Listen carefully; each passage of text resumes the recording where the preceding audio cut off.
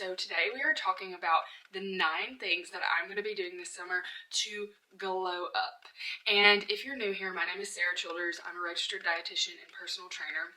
And over the past year and a half, I have opened my private practice as a dietitian, and I have started my self-employment entrepreneurial journey, which has been so fun, but it's taken up a lot of my time. And now that I've kind of gotten into the groove of things and I have a bit more time on my hands, it's my goal this summer to glow back up to where I was a little bit before I got married about 2 years ago. So a little bit before I started my entrepreneurial journey, before I opened my private practice, I was the fittest I'd ever been. And of course, I was in the gym a lot more than I am now, and a lot more than I want to be. I don't have time anymore, since I'm a married woman with a lot of things going on. I don't have time anymore to be in the gym for 2 hours a day. And I wanted to share what I was doing as a busy individual with you guys, what I was doing to glow up. And when I say glow up, I'm not trying to completely transform absolutely everything about myself. I do relatively like how I look, but I know that there are parts of me that feel a bit heavy, and I know that I have less motivation to move when I don't feel my best. And so my hope with this is to really not just glow up and look better, but to really have that sense of self-care and that attention on myself, because I really feel like I've been so focused on helping other people, other clients get results, that I've kind of put myself by the wayside. And many women go through this whenever you have a new job, or you get married, or you have children. You tend to put everyone else first. So let's get into the actual things that I'm doing to glow up this summer. The first thing I'm doing, of course, as a dietitian, you should know this, I'm going to be in a calorie deficit, but not a crazy calorie deficit.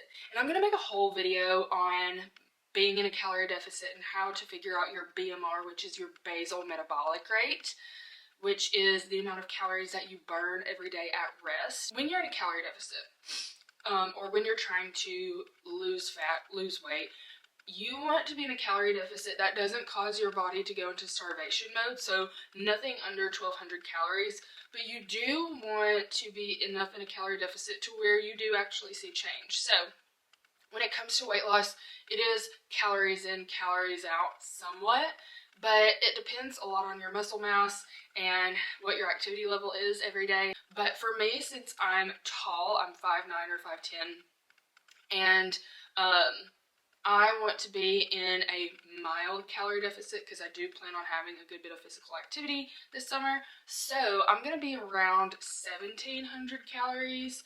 And my macro breakdown, because I do actually do macros more than I actually do calories. So my macros are going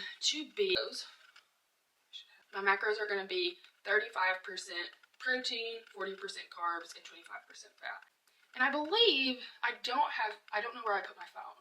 I'll be 1,700 to 1,800 calories depending on how much I work out that day. But my macro breakdown is pretty much going to be 58 grams of protein, 180 grams of carbs, and then 50 grams of fat. So that is the 35, 40, 25 breakdown. And the reason I do that with myself and with a lot of clients is because I don't want to do higher fat, because I am in a state, which I'll talk about in a second, where I want to really support my liver and bowel flow and have a lot of energy. And for that, we really want to do higher carbs than we do higher fat, but still have high protein.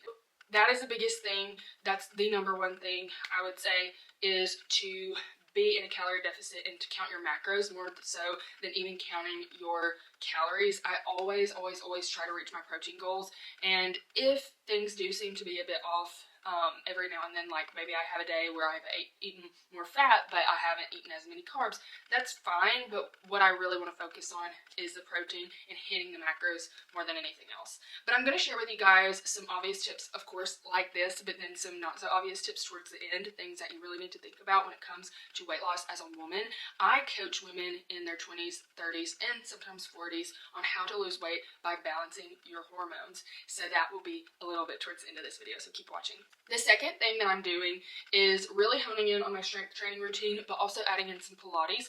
So I've been strength training for years now, and I never really stopped strength training in the last year and a half when I opened my practice, but I've noticed that my strength training journey has become a bit stagnant, and I feel like I'm kind of losing some of those athletic abilities and athletic tendencies.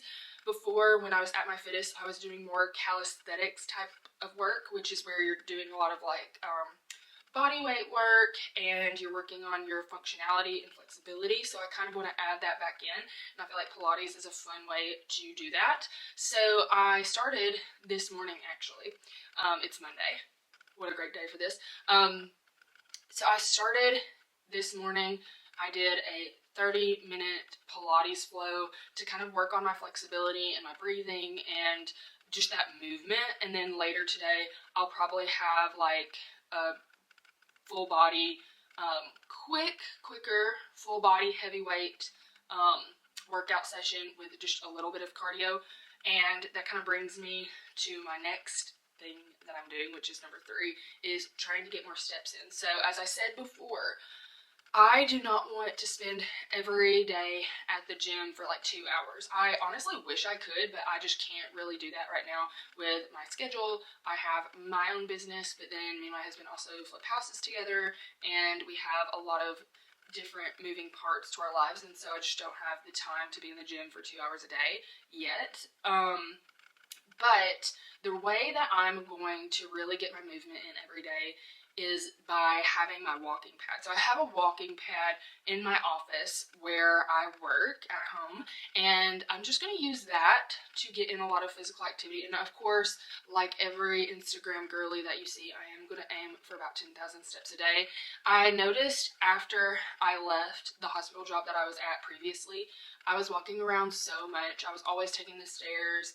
No telling how many steps I got in a day.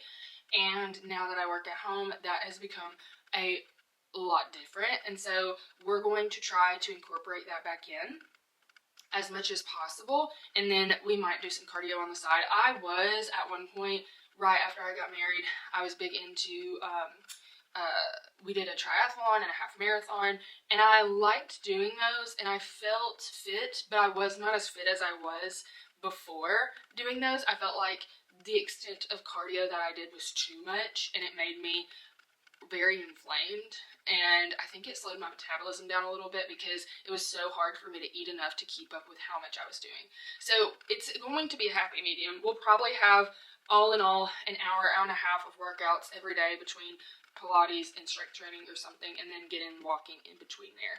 And there may be some days where I don't do the Pilates or I don't do the strength training and I just do some cardio, whether that's a fun run or me and my husband love to go biking. Those will be a few different options, but we're always going to try to keep movement as much as possible, as high as possible, but I want to make it fun for myself so it doesn't feel like such a drag. The fourth thing I'm doing is meal prepping. So I actually have a meal plan membership that is part of my business. I make a month of meals at a time, and I send them out to all of my members, and they're all high protein meals. You'll have a grocery list, and you also have a breakdown of what you'll be having that week for breakfast, lunch, and then different dinners. You'll also have snacks in there as well, and if you're interested, I'll leave the link below in my description. But I'm honestly just going to follow my meal plan because it works. It's high protein. It usually aligns with my macros, and if I need to adjust the meals just a tad bit to fit my personal macros even better, that's a very easy fix. And so that's what I'm going to be doing as far as just meal prep and everything goes. I usually meal prep my breakfast, and then I'll meal prep lunches, and sometimes I'll meal prep a snack, but I don't really meal prep dinners because my husband does like to eat those fresh, and I do too.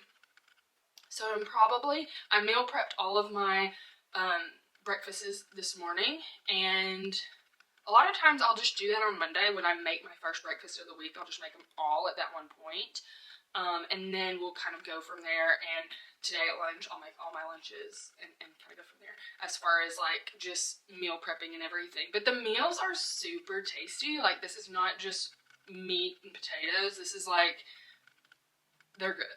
They're really good meals. Number 5, waking up earlier. If I want to get in everything that I need to do in order to like do Pilates, get all my work done, have the afternoon to get a quick workout in before I start dinner, I'm going to have to wake up earlier. And I was really good about this. Honestly, I've always been good about this up until the last few months.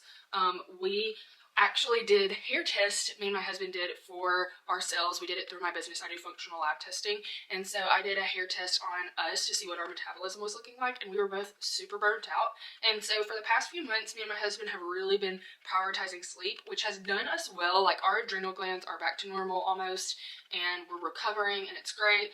But if I want to get everything done that I want to get done in a day, I need to wake up at least 5:30 every day.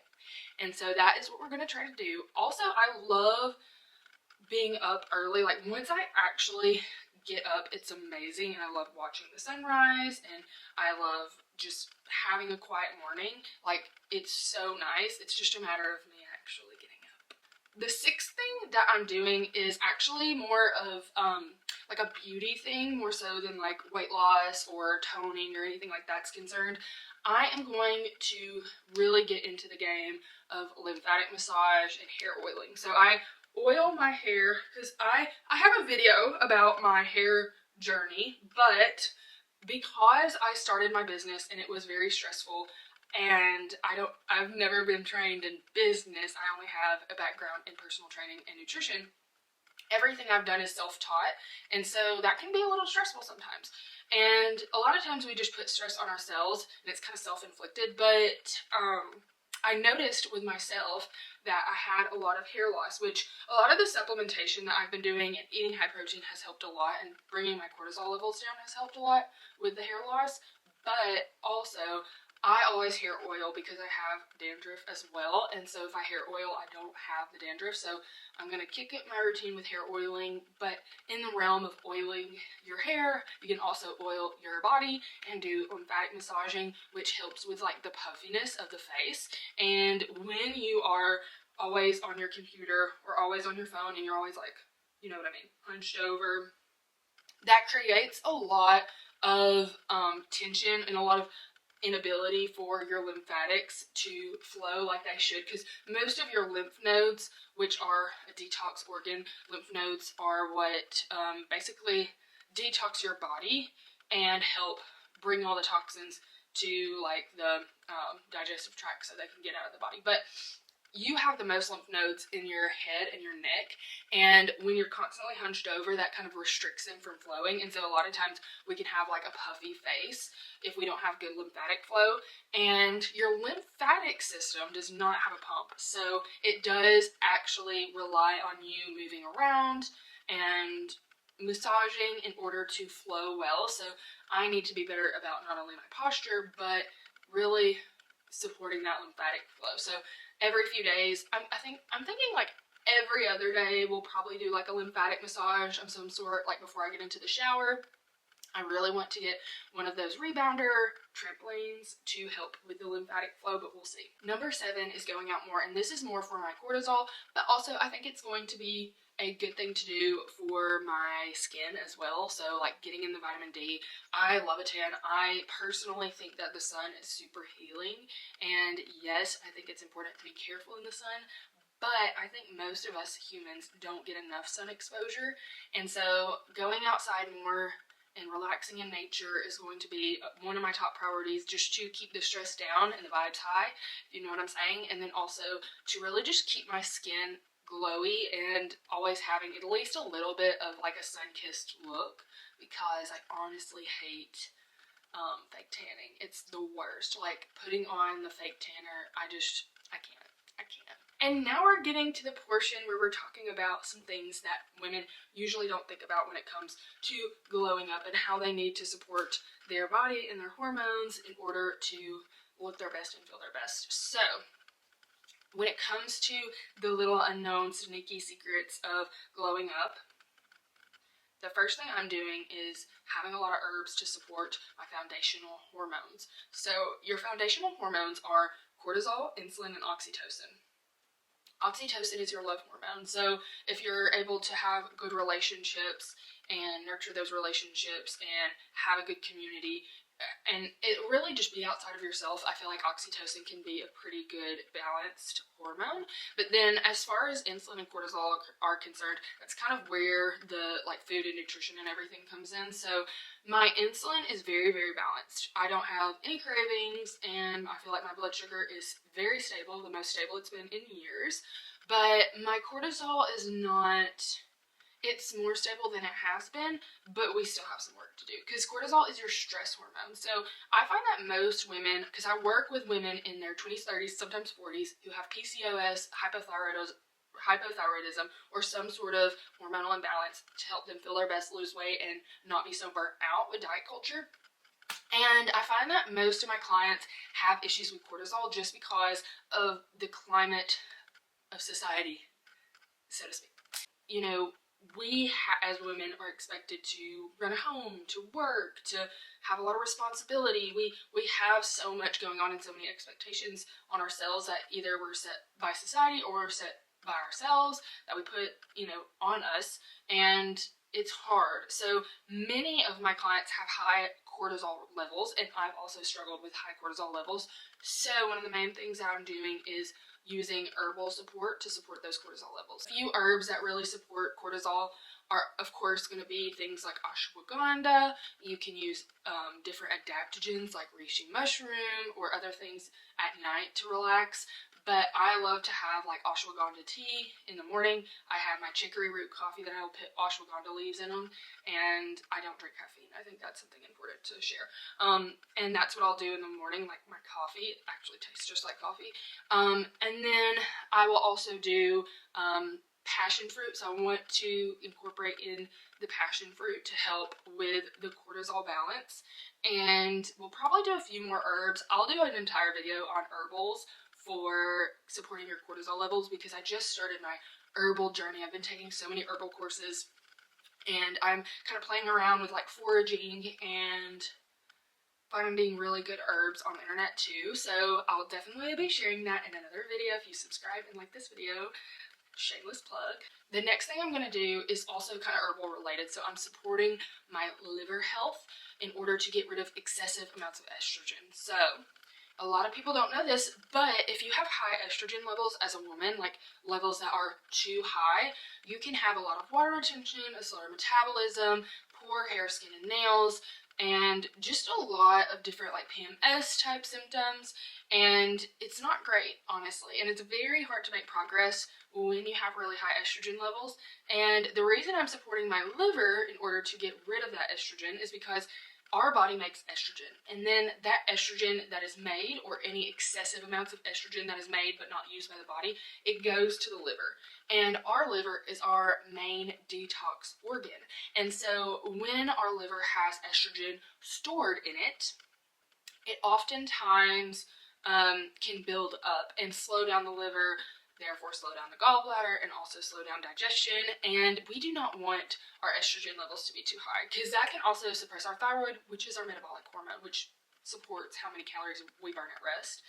And so getting rid of that excessive amounts of estrogen by clearing the liver is going to be so important. So a few herbs or a few things that I'm doing to support the liver through this is to do things like dandelion root tea or yellow dock root, or I've done milk thistle. You could do like a lemon shot in the morning, like that warm lemon water helps with clearing the liver and stimulating that bile flow, so like getting estrogen out of the liver. And also doing things like avoiding alcohol and not eating as much sugar can help a lot with this because your liver has a huge role in metabolizing alcohol and sugar.